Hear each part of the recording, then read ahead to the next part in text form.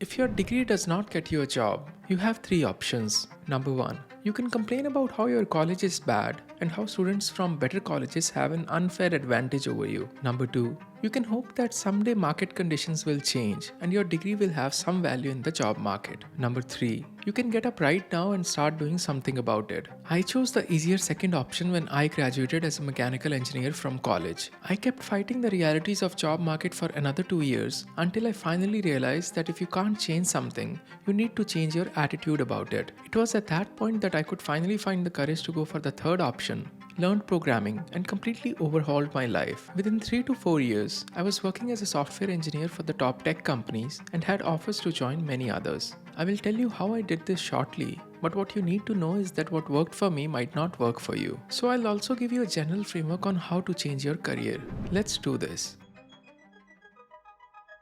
In the 14th century, a French philosopher named Jean Buridan conducted a very interesting experiment. A donkey who was equally thirsty and hungry at the same time was placed equidistantly between a stack of hay and a bucket of water. The donkey looked at the hay first and then turned towards water. Unable to decide which one to go for first, it went back to hay, then to water, and kept going until it finally died of hunger. One would think that humans are better than a donkey, but in reality, most of us who cannot make a career switch are stuck in the same analysis paralysis as the Buridan's donkey. When I decided to do nothing about the fact that my degree cannot result in a good job, it's not because I did not know what skills are actually valued in the market. It's because I could not get myself to take the leap and actually decide to learn these skills. It took me at least 2 to 3 years to finally do something about it. Now, every time I switch jobs and update my LinkedIn, I always get messages from some friend from college asking me how I made the switch. These friends are every bit as smart as me, but somehow, none of them have been able to even get started on learning the new skills. When I ask them why, most of them have fallen victim to sunk cost fallacy. Just because they have invested so much time and effort into their current career, they are willing to continue with it even when they clearly hate their jobs. As someone famously said,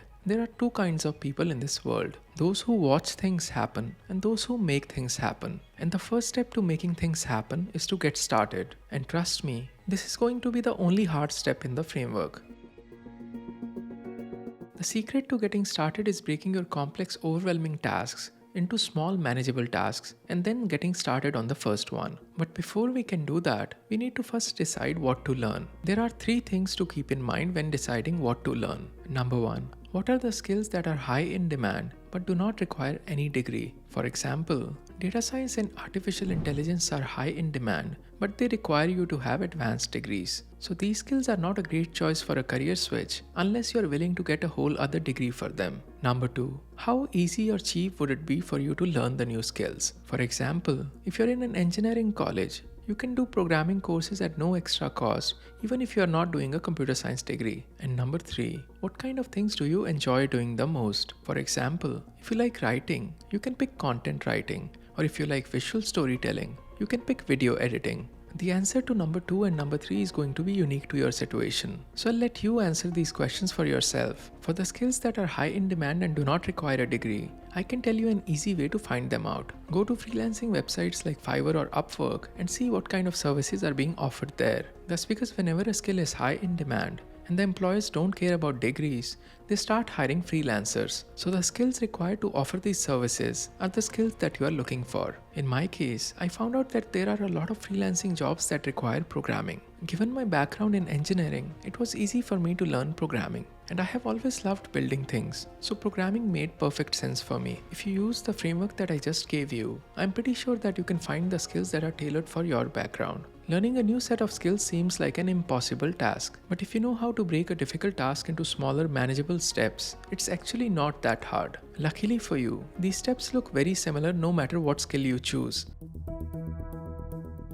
To help you understand this better, let me take you back to the time when you learned how to ride a bicycle. The first step to ride a bike was to learn how to get seated, use pedals, and control the handle. In other words, you learned the most essential things you need to know to ride a bike. At this point, you did not care about how to balance the bike or make a turn. The same is true about learning any new skill. You do not need to worry about knowing everything from the beginning. Just focus on the core 20% concepts that will get the 80% of the job done. When I learned programming, I started with basics like if-else statements, functions, for loops, classes, etc. Very simple. In the next step to learn bicycle riding, your parents added training wheels to your bike to help you maintain balance and make sure you don't fall down. To be able to actually learn programming and not fall, you are also going to need support wheels. Join a community where people are trying to learn the same skills as you and help each other grow. Go to YouTube and follow along with someone building a cool project. If you keep doing it for a few months, a day will come when it's time to remove the support wheels. I don't know if you remember,